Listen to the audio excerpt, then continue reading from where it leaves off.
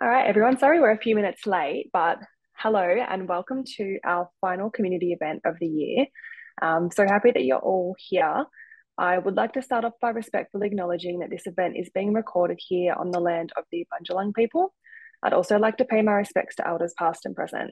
If you would like to use closed captions, they are available. You can just click the CC button. So I guess tonight's event, we know this time can be really overwhelming. We've been seeing a few of you in Spoonie sharing these feelings. So I guess we really just wanted to bring people together to go through some strategies for surviving this time of year, whether it's coping with social demands, setting boundaries, or just finding the words and tools to advocate for yourself. Tonight we have a really amazing host who's going to be running you through all of these things, as well as answering some of the questions you all submitted. So I'd like to introduce Chanelle Morris. She is a disability advocate and motivational speaker who uses her lived experience of navigating life with 30% vision to uplift and empower others. I'll hand over to you, Chanelle. Thank you. Thank you so much for that. That was lovely. It's so good to be here. Thank you, everyone, for joining and welcome to the event. I hope you're as excited as I am. I firstly just wanted to start off by saying I do really appreciate you all joining. I know this time of year can be quite busy and some things going on, and also it's quite late in the day, so I do really appreciate you taking the time to be here and join us today. Hopefully you'll take away a lot from this session, so I'm really excited. So the way that it's going to work is I've kind of broken it into three little sections. So the start will be about the topic of today, which is navigating the holidays. Then I'll talk a bit about Spoonie and my story with Spoonie, and then we'll go into the questions that you submitted, as well as any others that might come up through the journey. So it's going to be a webinar style. So there is a chat box if you wanted to put anything in there along the way. And thank you also so much to Spoonie for having me, because this is my first online event. And it's really good to be here and support such a great team. So let's get into it. I'm going to move down now to the next slide. So who am I? Basically, I'm a motivational speaker and a disability advocate. I've grown up with a disability and lived with it my whole life. And I've faced a lot of challenges on my path, lots of barriers in the community, in employment, and even my education at school. And over time, I started to develop some negative ideas about my capabilities and even, with my disability. So I kind of, really struggled at one point, and I ended up figuring out that I needed to turn my life around. And now I decided to become an advocate for myself was the main goal, to actually speak up about my needs, because I could never even talk about my condition without becoming really upset about it. And so, now I share my story on a stage, which is absolutely extreme. I've gone from one end to the other. But now I help people, and I just want to spread awareness about disability and how it can, affect people and what people can do to support us. And so it's a great journey. But it's been a very long process. So I actually have vision impairment. So I was diagnosed at the age of 4, and what I have is extremely rare. No one's ever said that they've seen anything like it before. It doesn't have a name, so it is quite hard to explain. They think maybe a virus attacked mum when she was pregnant with me, but it's quite hard to kind of determine what it is, especially when it was way back. So and it kind of has left me with a lot of questions myself. But the way I describe it is that I see about 30% vision total, and one of my eyes is legally blind.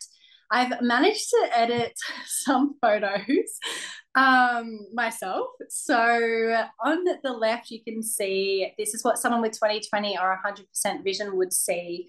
And then on the right is what I see. I describe it as like a watercolor painting almost.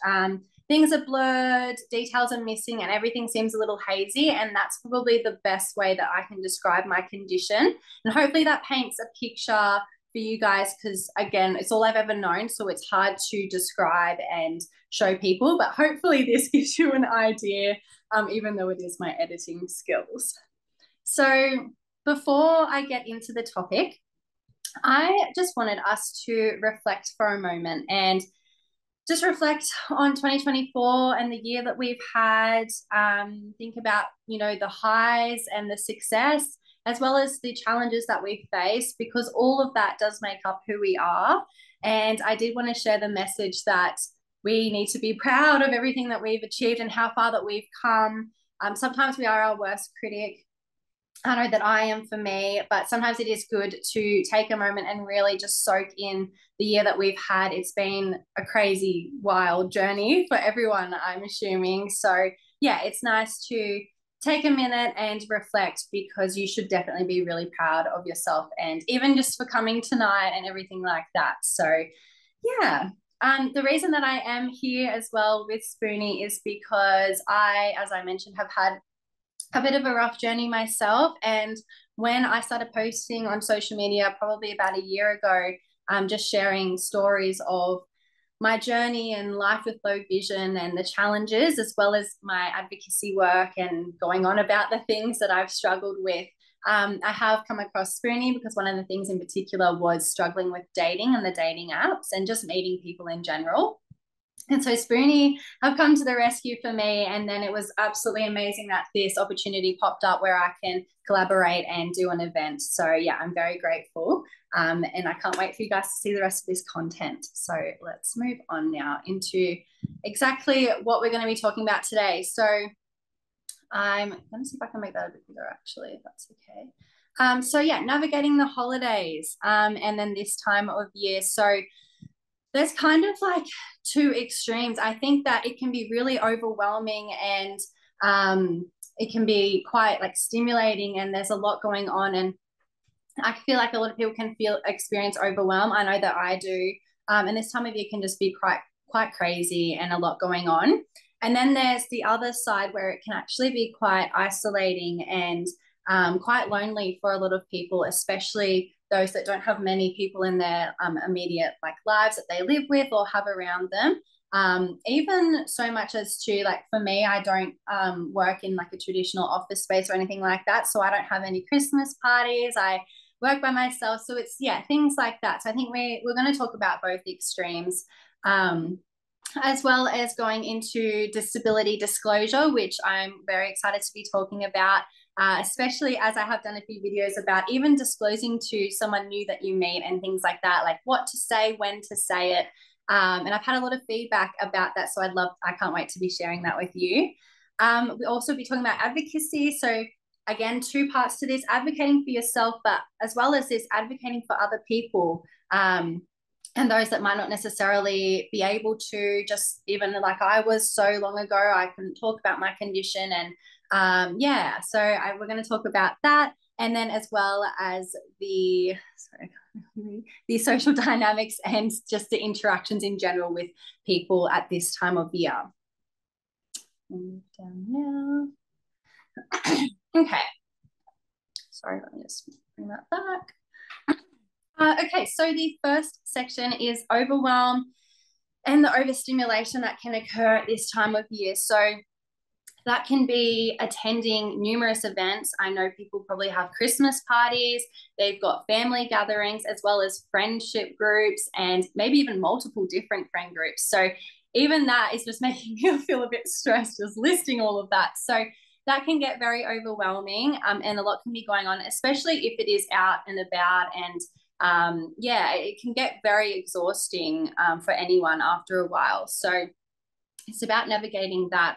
So some tips that I've put here is to make sure, I think one of the biggest things that I've learned on my journey is to listen to yourself, like your body and your mind, because we are the only ones that know ourselves the best in the whole world. So it's about kind of tuning in and taking some time, some rest, some space away, even if you need to go to a quiet area, and just really listening into what you need. If it's a rest, if it's just some quiet time and things like that, that's probably the biggest thing that I have learned, just to make sure that I'm putting myself first. And again, that rolls into my next tip, is to always put you first.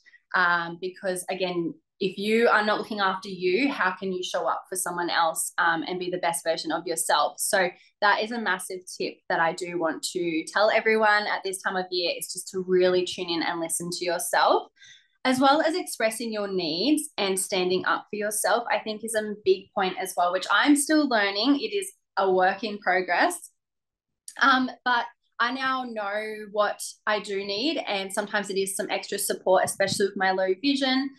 Sometimes I do need a rest, especially if I get quite sensitive to light and even air conditioning and just a lot of things like that. So it's about communicating my needs and saying, if I actually don't think I can go to an event or I need to leave an event, it's not sitting there like I used to and kind of put my needs second. It's just stating, which I'll get to later, on how to do that. What I need and the support that I need, and also standing up for myself if I do feel like something's not being listened to or heard. And then just taking time out for you.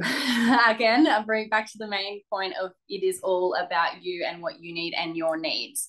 And then also do things that you like to do and that make you happy. I have found that for me, I like to listen to podcasts and music and things like that. So if I am feeling quite overwhelmed and there's a lot going on and I'm stressed, I do like to take myself away and then just put on some nice music or something like that, or even go for a walk or whatever is helping me in that situation. I think it's really important to make sure you're still doing that. Even though we're on a little Christmas break, I think we need to keep our routines in place. But definitely the biggest tip I want you to take away from this slide in particular is to put yourself first. Slides, there we go. So the next thing I want to talk about is social isolation. So this could be many different things. It could be isolating yourself away, maybe even to do with the overstimulation and overwhelm. It could be exclusion that we have no control over. Unfortunately, that does happen, but we're excluded from groups and things like that. And then this time of year, if you don't have your family or friends or even colleagues like myself to be doing these things with, it can feel quite lonely and isolating. I do really want to emphasize, though, that what can make this worse is, in my experience, is social media. So I found myself scrolling sometimes, especially creating content myself, and I find myself looking at other people and they're posting all of their Christmas parties and events and things like that. And I do have to catch myself out, and I'm going down the path of, I don't have this, and things like that. And it can go into a spiral for me. So I did want to say that social media half the time isn't exactly what it appears to be. And I'm saying that as a content creator myself. Everything I post is raw and authentic, but sometimes I'll post something and it'll be really uplifting and great, but I might not be feeling the best in that position when I'm posting it. So I just really wanted to put out there that social media can be not the most authentic sometimes, and just to be aware that if you are scrolling and feeling not great, maybe switch it up and maybe listen to music or do something that makes you feel good instead. I have found that has been something that has helped me. Especially sometimes it can be, you can go down a spiral with social media. As well as this, though, with the isolation, as humans, we do crave like human interaction and things like that.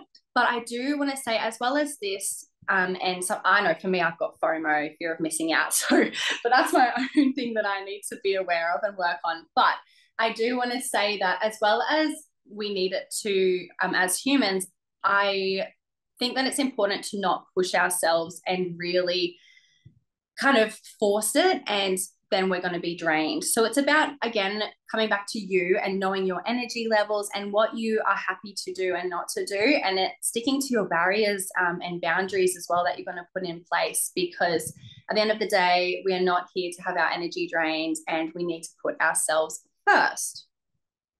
So the takeaway, though, that I really want you to know from this and throughout this whole event actually is that you are not alone. So with the isolation and loneliness, I think it's important to know and understand, even with Spoonie, for example, the community that we have with Spoonie, we may feel lonely, but we are never alone, because you are not the only person that's experiencing the isolation. I posted many videos and had lots of comments, and even myself, I feel it all the time. And so it's important to know that we aren't alone in this journey, because sometimes if we feel alone and that no one else is going through it, that can make things worse.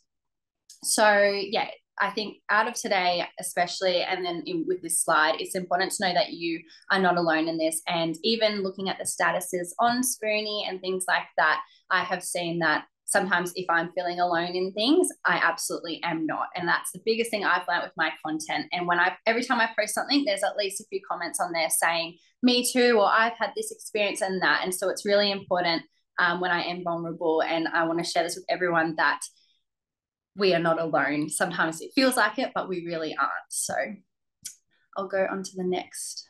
Oh, uh-oh. We've had a malfunction in the slides. I'll just maybe read what it should say. Sorry. Hopefully the other ones are okay. Yeah, this one's just gone a bit funny. So this one is where we're talking about disability disclosure, which is one of the main things I wanted to touch on. So I want to talk about that we need to make sure that when we are deciding to disclose our disability or impairment, that we are in a safe environment and one that feels good to us, because there is nothing worse, not just when you're disclosing something, but even just having a conversation or anything like that. If we are feeling unsettled and in an environment that doesn't quite feel right, I think that's an important note there, is to make sure that, we're feeling safe and comfortable in a space. And yeah, it's a lot of it is about the environment. I do want to say as well that we need to try and communicate as clearly as possible. That can be very, very difficult though. But if we go into the conversation, for example, I'll use an example for me, going into disclosing to a new person that's coming to our Christmas this year. I am going to be, is at my home. So I'm glad that I'm in an environment that I feel comfortable in. But my plan is to go in calmly and just disclose my disability, which I'll get to later, some examples. And then it's about holding space for that person, because when I have explained my condition, especially because I don't have a lot of answers myself, it's hard for people to understand. And it's only now that I can say watercolor painting or, things like that. But I'm holding space for the person because they're going to be curious. We just are curious as humans, and they might come with questions. But this is when you can put boundaries in place for yourself, and you can let them know, look, I'm not going to discuss this or that, but I'm happy to talk about this. And just putting boundaries in place for you and your own well-being, I think that is massive to take away from this. I also wanted to share something pretty important that I have learned from a psychologist, actually. And when we are disclosing about our disabilities and having those conversations, I've learned that there's this thing, and you might know it already, called I statements. So it's about when you're telling someone how you're feeling, especially if they aren't listening or open to hearing what you've got to say, it's about, I feel this way, I'm upset about this, using the word I and me, never you, but this and that. So I have learned that. And when you are communicating any type of way, there's this thing called I statements. And I'm sure there's a lot of examples online as well. But I have noticed that when I am talking about my disability, I say, I experience this, and then this is how it makes me feel. I do struggle with this and this, and I would really love your support. So notice how I'm using a lot of I statements there instead of like, you must do this and things like that. It's just a difference that I have found. That's just my personal preference that I have found with disability disclosure, and that has worked for me. So let's have a look. And then as well as that, you can discuss how much or as little as you want. You're entitled, it's your story. So that's completely up to you to tell the person or not. You actually don't have to, and you shouldn't feel pressured. And that is where, again, it's about sticking up for you and putting yourself first. And if someone is making you feel not so great about your condition, or making you feel like you have to disclose even though you don't want to, please know that you have full control and that you do not have to talk about things that you don't want to. You have boundaries, and it's up to other people to respect them. So that is a big thing that I do want to take away from this slide. So using the I statements and then being in a safe environment if you can. And again, yeah, it is your right. So if people are negative towards you as well, because we had a few questions about that, and people not really listening or thinking, just not listening to what you have to say, or thinking about your needs. Again, it is nothing to do with you and the way that you've done anything. So a lot of the time for me, like I do take things quite personally, and if someone is responding negatively to my disclosure, I have now over a long time, it is so hard. I've now realized that that's actually to do with that person, and that is they've got some, unresolved or unresolved things themselves that, yeah, sometimes people might not be open to things, and it is quite hard, this space to navigate. But if you do use the I statements and really just convey your needs, you have done the best that you absolutely can, and know that you are showing up 100%. And again, it is completely your right to or not to say whatever you need to say. Sorry about that slide. That was a bit not great. So hopefully the other ones are okay. So I did want to go on to advocacy. So this is advocating for yourself as well as others. Now, this is a big part of my role. Again, with the social media, I've had lots of issues in employment and transport and connecting with people such as like the dating apps and stuff. And a big part that I did want to share is that I now advocate for myself. I started sticking up for myself, and that is advocacy, as well as educating others. And did you know that 90% of change is awareness? 90% of change is awareness. 90%. So in order for things to change, I believe, in my opinion, it's all about awareness. And then that is what advocacy is. It's spreading awareness, and it's helping people through the difficult times and things like that. Spreading education, tell people your stories if you feel comfortable enough and vulnerable to do so, because I truly believe that advocacy is the way forward. Okie doke. Oh no, this one's not good either. Oh, they're all aren't.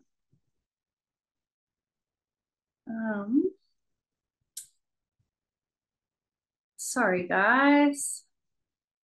So this one was just about the social dynamics and the interactions that we have with people. So again, to be yourself and accept who you are, just in general. But during this time of year, it can be hard, especially when you might have to have difficult conversations or just be put in situations that you're not quite used to. Again, it's about coming back to you and putting yourself first, because at the end of the day, again, we can't show up if we are not there for ourselves.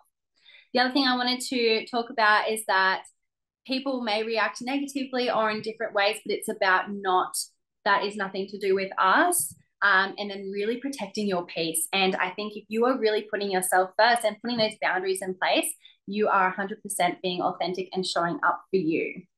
Again, listen to what your body is telling you, and make sure you are in an environment that feels comfortable, even if that means taking yourself away and having some time to you, which I know is exactly what I need for me.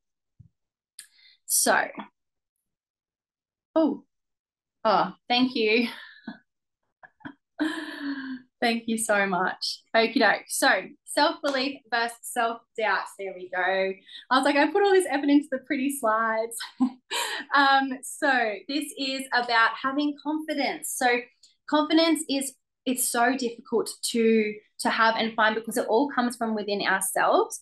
And I know for me, I had some quite negative beliefs about me and my condition and things. And it wasn't until I started to for me, I did little things each day with my condition. So for example, I could never go grocery shopping.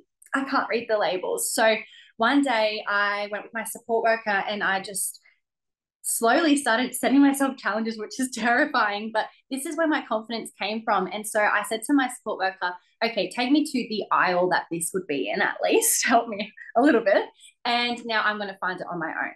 And so doing little things like that. And when I found it, that success that I felt was incredible. And I think my confidence honestly has really come from there, especially from never talking about my condition to now sharing my message on a stage. I think, and it's all because I challenge myself little bit by bit, and it is terrifying, but with our comfort zone, the more we do push ourselves, it expands and it never goes back to the way it was. Like a plastic bag, if it expands, it can never shrink again. So I think about that with my comfort zone, and I did little things and they were terrifying. Trust me, like I'm no like different or anything like that, but I have noticed that from that a lot of self-confidence has come. I do face a lot of self-doubt. Every single person does. Again, I want to say that we are not alone in this journey at all. Everything I am saying here tonight, every single person would at least experience something along this journey. Own your story, because it is one of a kind, and that is what one of my speaking coaches has told me. Everyone has a story, and it needs to be shared and spoken about if comfortable, because we need to own it, because it's who we are and there is no one else like us out there. And I used to hate that, but now I'm like, let's own it. Like, we've got this. And so yeah, challenging yourself, pushing yourself within reason as well, of course. And then you will become confident once you realize that you are so much more capable than sometimes we think that we are. And yeah, it's all about that self-belief versus self-doubt. There are a lot of podcasts out there, actually. Even if you go into Spotify or Apple, whatever it is, or something, anything, type in self-belief or self-doubt. There's so much out there, so many resources where I put all my information from, and they have really, really helped me on my journey. Can we go to the next slide, please? Thank you. So I just wanted to talk about my journey with Spoonie. And as I had mentioned, I was struggling with the dating apps, and I even was using Bumble to meet friends because they have that option too. And I was struggling because I just did not know when to tell these people about my vision. I had so much anxiety with the fact that they would want to meet me in public, and I can't spot people. I can't even see what's in front of me, let alone someone that I've never met before. So I was just really stressed, and I was messaging with people, but I wasn't really in it because I was just so concerned about everything else. So when I did post about dating and how I deleted the apps because I was done, that's when I did discover Spoonie. And honestly, the fact that it's such an open conversation with people on there, and you can post your statuses and talk about how you're feeling and know that there is no judgment, I think is the biggest thing for me. That has been incredible. And to meet so many of you and even the followers that I have online in the community, it's just such a nice safe space. And I feel like this, compared to the other apps, in my opinion, was where it's missing with the other ones. And so discovering Spoonie and now having this opportunity honestly has changed my whole perspective on dating, and even meeting new people and making friends. It just, that whole anxiety is gone for me, which is huge because it was stopping me so much. So again, Spoonie, I honestly, you guys are amazing with what you've created, because again, I haven't never found anything else like it. And you are changing the way that people experience dating and meeting people, and just making friends and socializing, especially at this time of year as well. It can be quite difficult for so many. And I think that this app is going to bring us together. And I just hope that you guys just expand and everything happens for you, because you are amazing. Can we just get to the questions now? I don't know how much time we have. I've kind of talked and talked. Okay, so question one, I'm just going to talk about 3 questions that came through. So the question is, do you have any strategies or actions sorry, I have to read, you're going to witness my vision here, or actions you take when you have any low days or weeks? So I put some answers on the screen here, but what I did discover is something called self-soothing, tongue twister. And it's what we used to do when we were young. So, we might have had a blanket or something like that.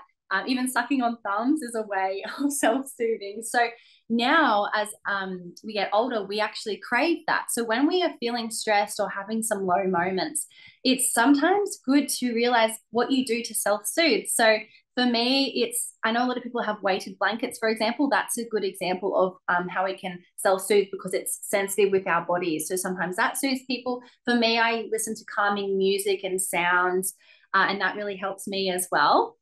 So it might be interesting to have a look at what you can self-soothe. Another thing I have learnt from my psychologist is to make a list of some funny stories because this really helps me. Humor brings me out of any low mood. So I have notes on my phone, a list of all the memories and funny things that have happened to me or other people in my life. Even on TikTok or Instagram, I have a little folder of all the funny reels and memes and things like that. And that brings me out of a dull mood. Another thing as well is to have a positive jar, which is where I get a piece of paper and I just write all different things about things that I've overcome, for example, the grocery shopping and things like that. And if I'm not feeling great, I'll sit there and I will pull the pieces of paper out of the jar and I'll be looking at them and I will, after it, feel like I'm on top of the world because I'm looking at all these things that I have accomplished or overcome.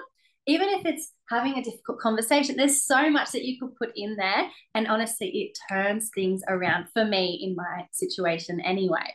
So they're just some things that, will help, that have helped me. And I wanted other people to know about it in case it helps you as well as being open about it and sharing things on Spoonie. Again, I've seen some statuses and it's great to communicate with people and be vulnerable and say, I'm also feeling low, and know that you're not alone. You're not the only one that has to carry this. And sometimes if you do talk to people and open up, that can really help. So yeah. Next question, please. Okay, so how do you navigate conversations with family members who believe that your disability does not exist? So this can be really difficult. And again, this is just my opinion of what I'm thinking and what, I have dealt with my own journey as well. So once I've gotten some negative feedback with my eye condition, and people don't actually believe that I even have one. But that's another story. So I normally will just explain the situation as best that I possibly can, again, in that calm environment. And then I'll use the I statement. So I experienced this, and then it limits me for this, like grocery shopping, seeing people in public, reading labels, finding restrooms. I paint a picture for the person so they can try and, as best as they can, be in my shoes and look at how many difficulties there are out there. I do find that if I try and go with like an empathy perspective, sometimes that really helps. As well as what I said before, 90% of change is awareness. So trying to educate people and talk about my vision and my condition, because a lot of people aren't aware, especially if they don't experience it themselves or know someone with disability. So with that though, some people are not so open to want to hear things, which is unfortunate. But if that is the case, again, it's coming back to knowing that that is nothing to do with you and means nothing about your condition. It just means that sometimes it's hard to get your message across. And so it's about standing up for yourself and putting those barriers and boundaries in place for you, which is so important. So just to remember that. And then again, turn to the community of Spoonie, post things about it, because again, you are not the only one that would be experiencing something like this, as I even said I have as well. So yeah, there's a few things that you can kind of navigate, but at the end of the day, know that it is not a reflection of you or anything to do with your condition. It's just really difficult sometimes to navigate things, but education is key, and 90% of change is awareness. My favorite quote. Question 3, please. Okay, so do you have a simple sentence to disclose your disability and my access needs? So for example, if you're meeting someone for the first time or booking a restaurant. Okay. So yes, I do actually. And again, this took so long. I never would tell anyone about my condition, but what I've learned is that you need to ask for help. I need to ask for help, because I never would. And then I would get upset that no one cared or no one was helping me. And it was because I was never actually saying anything. But it can be quite scary. But now I've come up with a few things. So I say that, for example, the other day I was in Starbucks and I had no one with me. My support worker was waiting in the car because we had like a little group thing happening. And I went in as well and I was like, I'm going to be independent. And so I stood there and I was like, I can't even read the menu. I can't, and all these things started happening. And I just said to the lady, I said, excuse me, I think what I said in particular was I just like ham and cheese stuff. So I think I said to her, what do you have on the menu that's ham and cheese? Like, do you have a toasty or a croissant or something? And I just said, I've got low vision and I just can't read your menu or see anything in the cabinet. To which she replied, absolutely, we've got this, and this. And I was like, oh my gosh. So it was, I do find asking for help and letting people know creates so much awareness and support and help. There have been times though, like with anything, that people haven't been so willing and helpful. But again, it's realizing that that's not to do with me. And I'm just letting this person know that I need some assistance. So I normally just go on with something saying like, I've got low vision, or I can't quite read that because I'm vision impaired, and things like that. And I normally just ask them, can you do this for me, and what I'm needing basically in the moment. So next slide, please. Okay, so the key messages from today, I know I've gone a bit over time. Sorry, I'm a speaker, I just keep going. But these are some of the key messages from today. So the big thing which I've been saying along is that you are not alone.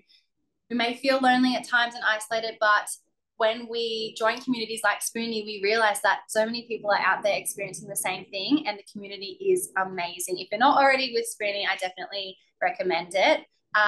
Again, standing up for yourself, putting boundaries in place, but owning what you have and your story, because honestly, it is incredible and it is one of a kind. As well with communicating your needs, listening to your body and your mind, and putting yourself in a safe environment if possible. Getting lots of rest, especially this time of year. I think everyone I've spoken to is so fatigued at the moment. And then doing what makes you happy, and never dull your shine, because we see you. Honestly, that they are my key messages. If you could walk away with anything today, hopefully it is one of those. Next, please. Okay, so thank you so much for listening to me go about my story today and share this topic with you. I've just put my Instagram and TikTok handles there, as well as my YouTube name, and then an email if anyone wanted to have further contact or anything like that. On the right side, I do have a podcast launching in January, which is called Disability Rewired. That QR code hopefully does work. I'm not the best tech savvy person, but that will take you to the Instagram page if you did want to have a look there. And it's all about disability awareness and creating a safe space where we're going to have guest speakers and where people can share their stories. And again, you can listen to it and realize you're not alone in the things you're feeling. And definitely Spoonie, honestly, thank you so much for having me today. You guys are incredible, and what you're doing, I am so happy to I want to shout it from the rooftops of how amazing you are and your app is, because everyone needs to know about Spoonie. So thank you. Thank you so much, Chanelle. That was amazing. You're such an incredible person to learn from, and I really appreciate you. We all really appreciate you sharing your story. We'll definitely be checking out your podcast as well. That's so exciting. I'd also never heard the I statements. I really like that. We'll definitely be testing that one out over the Christmas period. Yes. I'm sure our audience also got some really helpful tips on navigating this time of year. So again, thank you so much. That's all from us this evening, everyone. Hope you all have a lovely festive period, wherever you are, whatever you're doing, however you're spending it. And we will see you in the new year for some new exciting events. Take care, everyone. Thank you, everyone. Bye.